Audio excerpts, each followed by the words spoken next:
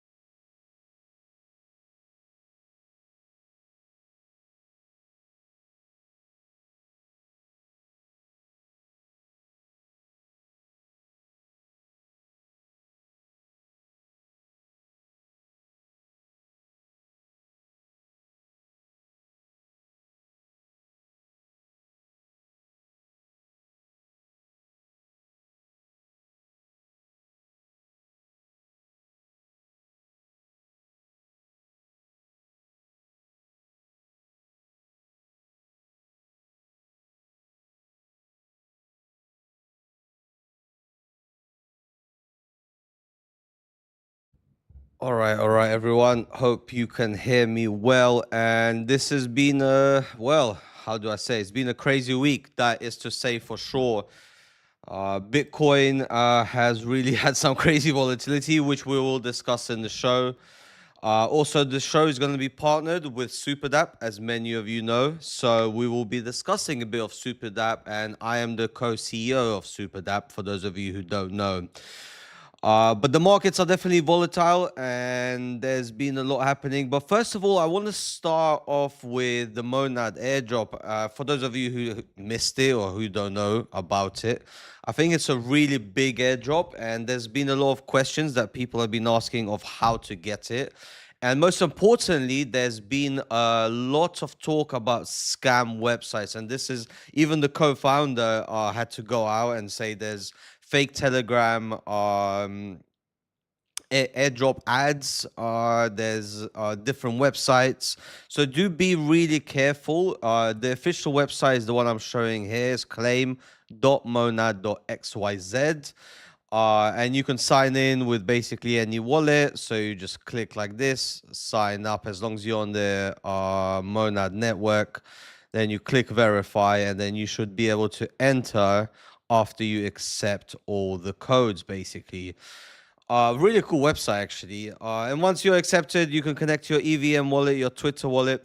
This is the issue. I'm not eligible, and the people who are eligible, so this is for you who don't know, if you've been part of the Monad community, if you're an on-chain user, so I would assume that is for the testnet. Then obviously people who were builders, and it also says curious people. So I guess if you were involved in the Monad community, and you can see Monad is on all the big wallets now, like MetaMask. It's also on Backpack, it's on Phantom, and it's being airdropped directly. So I would recommend clicking the links on there. Yeah, so just a quick sort of overview of Nomad, and just being careful because there's a lot of scams out there, and I know this is a big airdrop people have been waiting for, and it's just worth checking out your eligibility. You never know, you might get some free tokens, so worth checking out. I'll leave a link for the direct website in the chat now, so all of you can just have a look if you need to. Now, moving on, obviously, to the most biggest news, which is Bitcoin. And let me tell you what a week has been, as you can see by the chart over here. I think this was the biggest, basically, drop in price I've ever seen in a short time basically. And I'm sure all of you heard there was a story about a trader who actually made over $180 million in 24 hours. And this drop happened right after Trump posted a post on Trump Social, which is his social media website. And he said he's giving 100% tariffs to China, and instantly the market just dropped immensely. And this is worse than when the bull market happened. The bull market, at least it was slow. Yes, it's recovered, and that is to be expected. And somebody was obviously doing insider trading. I'm not gonna say any names, but I'm sure a couple of us can guess who it was doing the insider trading, maybe Baron. But hey, this is just my opinion. I'm not putting any names on this. So yeah, it's definitely taken a tumble. And looking into this whole situation, it seems like there's a lot of pressure on Bitcoin now. There's a support level or resistance level at 117,000, and a lot of people are saying if it doesn't hit that level, we could be looking at under 100,000. Yes, Square, I agree. This is much better talking to everybody directly. Yeah, I prefer this, so we can go over the stories and the updates, face to face, basically. And it's good to put a face to the name. Moving on into some more interesting news, and this is really big for Bitcoin adoption. So Square, and for those of you who don't know, that's a payment processor owned by Jack Dorsey from BlockDesk. So Jack Dorsey was the original founder of Twitter. And as all of you know, he's been throwing his money into a lot of crypto ventures. He made that ridiculous Wi-Fi chat messenger where you can just chat via Wi-Fi. It makes no sense because you need to be so close to someone if you're talking on Wi-Fi. Then he made a couple other projects, but this one is actually really exciting. So he's making a payment processor that's going to allow merchants. It's going to be in the US initially. US merchants only for now. No, I'm not recording from Spaces, by the way. I'm just doing this. This is my first time, so bear with me. I will be doing Spaces and YouTube in the future, so you can listen to however you want. But yes, going back, so he's making a payment processor. For now, it's going to be in the USA. I assume it's going to go out, further into Europe eventually. And what he's doing is a very smart thing. He's making it free for merchants, because now merchants pay a percentage to MasterCard and Visa, and he's gonna be making basically it for free for merchants. So Square is waiving processing fees through 2026. So it's just this year. And he's going to have a 1% transaction fee. So it's instantly going to be much cheaper than MasterCard and Visa. And this seems like a venture from him that's actually going to work. This is in my opinion. This is, so Square's waiving processing fees until 2027, it says, and capping conversions 50% of daily revenue. To accelerate the real world use of Bitcoin beyond speculation, potentially growing transaction demand over time. So yeah, this is definitely a really big thing for Bitcoin, and just bringing more utility.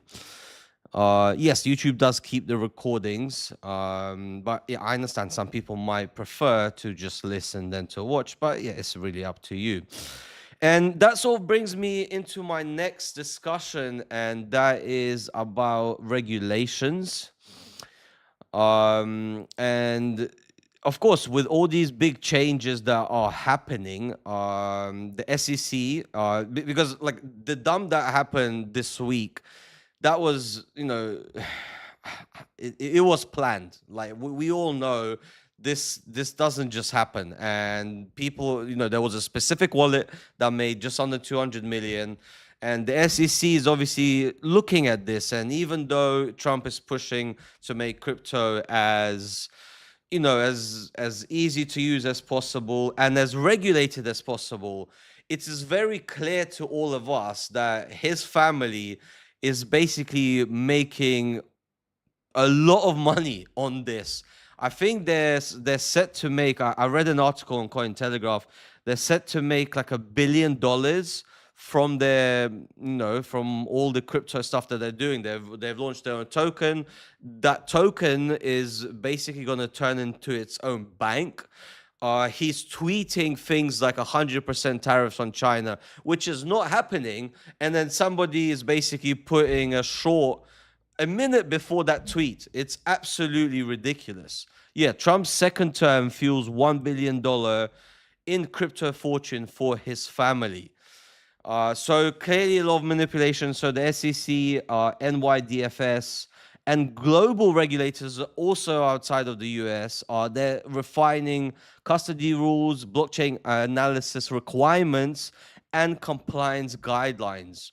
And for myself personally, and I think a lot of you who have been in crypto for a while, the issue is this: we all thought regulations will bring, well, it'll bring more people into the industry and it'll bring more liquidity into the industry. But it seems like regulations are doing the opposite.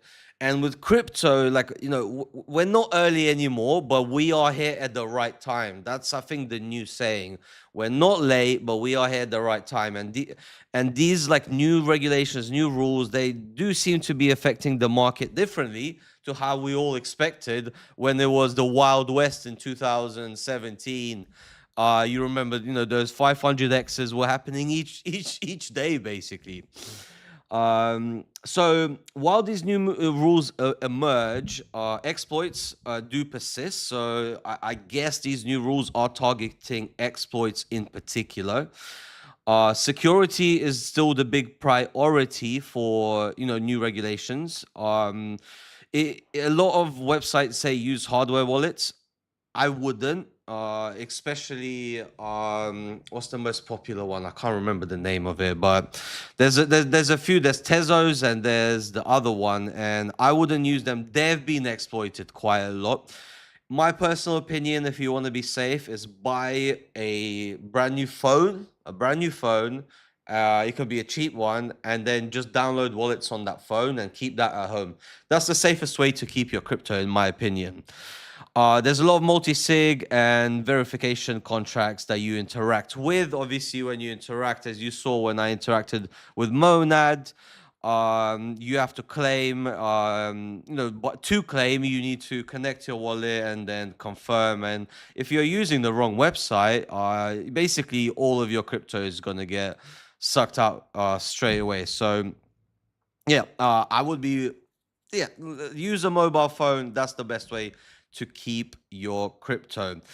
So for this week, I'll be honest, it's been really quiet when it comes to news wise. Bitcoin took a really big, hit, and so did a lot of tokens. Apologies for that. Let me close that off. So did a lot of tokens. I think a lot of tokens were taking like 40%, destruction. So not that much news. So I'm gonna move on mostly into Superdapp. If there's any other discussions that you wish for me to go over, just write it in the chat and I will discuss them with you. But moving a little bit into Superdapp right now. So a few things. There are some patch updates from the developers. Meta tag rendering, so hyperlinks show clearly in chat. So right now, you can post a link to a story or to a YouTube. Let's try it right now. Let's try it live. This should be working, and links should be coming up, and it's not. So this should be working pretty soon, I guess. I was told it is working now. A fix for bugs causing users. I think maybe it's on YouTube that it works. Let's check out YouTube. Let's pick a random video like this. To develop confident trade. And then post it here. Let's have a look. Oh, no, I didn't even copy it.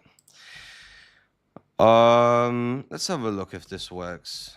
There we go. Okay, so the YouTube hyperlinks are definitely working now, which is great. I did post it in the AI agents channel. My apologies. By the way, did you see what Iron did? So he's part of our community. He created an AI agent which shows you the Syscoin charts and the pricing now. So there's already two AI agents which have been developed. There's the Syscoin charts one, and this is just by the community, I mean. And there's also, you can find golf courses or around the world, all through an AI agent. So you can just give your location, and they'll find you the closest and the best golf course. So it's just such a unique way to basically utilize AI agents, and I absolutely love it. So yeah, hyperlinks are working for YouTube. I will check up what about the actual hyperlinks for, you know, like articles and websites, and I'll have a better update next week. There's better error handling for Supergroup Stats API, a banner on the PWA to alert you when a new version is available. Meanwhile, the developers are focusing on messaging editing. So you'll be able to edit your messages. So I don't know if, for those of you who don't know, there's a little arrow here that you can click, and you can click delete. And that will basically, we will also have an edit message button. And I think everybody's been waiting for that, and it should be compulsory with any messenger, basically. A content menu featuring letting users leave supergroups as well. So we're going to allow users to leave supergroups much more easier. Right now, it's a little bit, you know, confusing with, you know, with how much, you know, how much you're able to do basically within the super group. So we're gonna make the UI more easier as well. There's two upcoming AI-driven modules. So there's going to be a treasure hunt module, which we're adding. By the way, for those of you who don't know, this is the AI agents section within the website. So you can literally create your own agent. You add your own username, you set password, you create agent, and then you add it via API keys. Eventually, you'll be able to basically. This is the documentation if you're looking to add the AI agent. So it shows you exactly how to do it. It gives you a complete guide, and it's very simple to do. We've got community people already doing it. You don't really need to be a developer. Eventually, we'll make it much more easier to do so. But yeah, the AI agent is definitely a big hit at the moment. So yeah, the two upcoming AI agents is the Treasure Hunt AI agent. So it's going to allow you to earn some money, some crypto within the market, and there's going to be a Quest Master. It's still early. There's no ETA yet, but it is in development, and we're hoping to get it done this month. What's up, Nazar? How are you? Good to see you. Good to see a couple of faces that we already know are sending much love. Moving on from Superdapp itself, I wanted to discuss a little bit about our. This is a really important conversation, and this is for the community to know, and we want to be as transparent as possible. I have been saying for a long time about Superdapp that I want to move into DEXs only, and a lot of community is saying no, we want sexes. Right now we are on MEXC on the assessment zone, and you know, maintaining a sex listing with MEXC is extremely, you know, expensive and heavy. So it demands a lot of market making, deep liquidity, recurring costs. Early stage infrastructure projects, you know, basically struggle with this. And the sex model, in my opinion, are crafted for, you know, speculative tokens, not like ours. Our token is, you know, we're developing the project itself. So we are consistently developing, and right now we are in an assessment zone as the token. So we have spoken to some of the heads at MEXC, And basically, right now, Mexi has set a liquidity benchmark for us at a risk of delisting. So we're asking, what we're asking is for the community, if you want us to stay, it is good for you just to hold your tokens on Mexi for now. There's no chance of you basically losing them, and we obviously can't say buy any tokens, but any liquidity is very valuable, and it's only a 3-day assessment period. And that is basically, yeah, that's basically the situation. For myself, I'm not really stressing, but if you guys really want to stay on Mexi, I highly recommend just deposit some tokens. If you're able to trade, then do so. But obviously, we can't recommend legally for you to do that. Now, moving on a little bit, this is a really cool section that I'm going to be doing. I'm going to be talking about some tokens each week for all of you that I'm looking at personally. And this is not sponsored, by the way. This is just a token I'm personally invested in. And during the big crash in the last week, this token really held well. And it has been holding well ever since its launch. It's a very low market cap. It's at 8 million. I am very confident in this token. I'm going to send it in the chat. So bullish degen. So this is a meme play. For those of you who like to take a little bit of a gamble, and this is, I would say, one of the safest meme plays out there at the moment. Well, I'm invested in myself personally, and right now it's in the past 24 hours had a little drop, and potentially a good entry point at the moment. Are people in 10 states still unable to use MEXC? So with MEXC, as far as I understand, you can use a VPN.